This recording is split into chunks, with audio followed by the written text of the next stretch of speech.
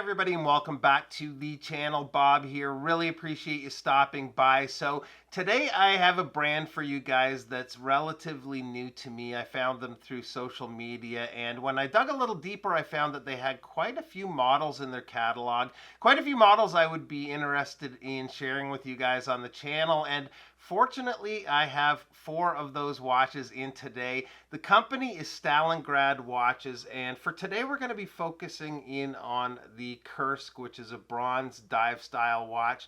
We will do a quick look at the other watches too, though. Just have to thank my good friend Jamie from Madrock Watches and Adventure. He made the initial contact with Stalingrad and sort of set up a little tour. So this is going to be going out to a few other watch channels too. Links to all of them will be below. So let's check out the watches. All right, so I've got quite a pipeline of watches to get to for video, so I'm not going to be able to do individual videos on each one of these watches, but I just wanted to quickly show you the other ones before we get to the Kursk. And I think what we'll do is we'll start with the most affordable and work our way up. First is in the back here, and this is the Torpedo. It's a quartz running, this one. It's a nice looking design. Quite a few colorways, and the ask is only $150. I'm not going to get into a lot of detail today on all of them, but if you have any interest, Jamie has done separate videos on each of these watches. You can find more details and specifications there or on the Stalingrad site.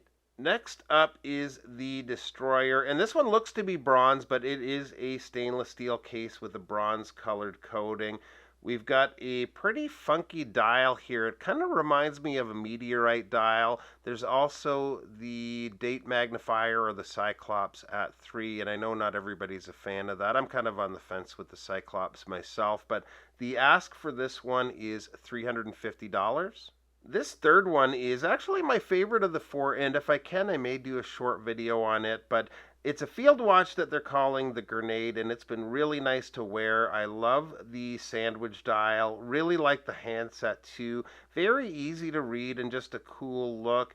It runs on a Miyota 8 series movement with hacking and hand winding, and I don't think I mentioned it, but same goes for the movement in the Destroyer. It's also using that same movement.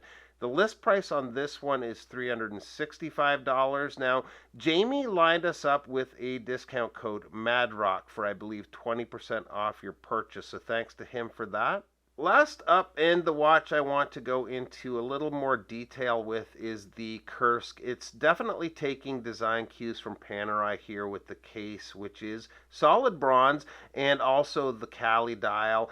It's a bit of a bigger watch, and it has its negatives, but it's still a watch I've enjoyed wearing. A big positive for me is the look of the dial against the bronze case. Green always seems to go really well with bronze. They've kept the print work to a minimum with the company logo and only 2 lines of text, bronze, and the water resistance above the 6. The date at 3 is a little on the small side, but I think the sizing works on this dial, and it's still fairly easy to read.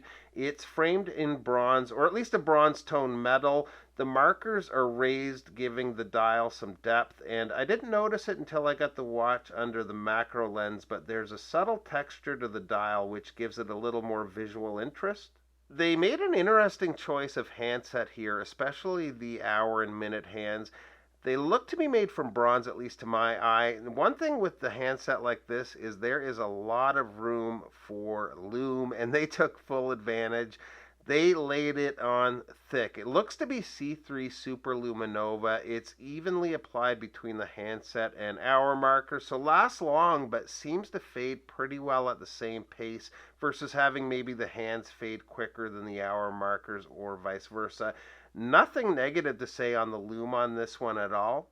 Now, this is what a lot of people might call a bronze beast, because it's a substantial watch with a case width of 45 millimeters.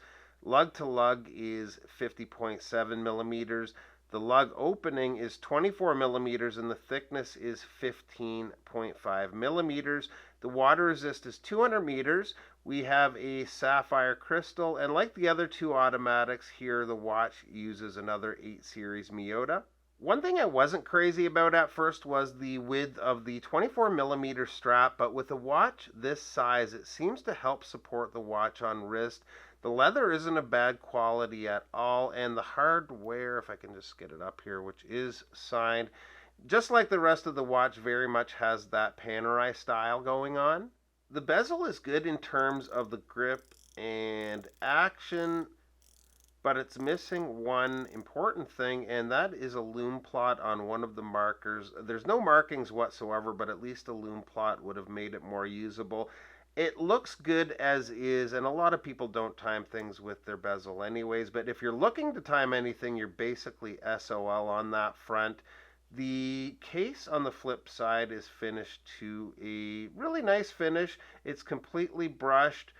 The crown is signed and a good size for ease of use too.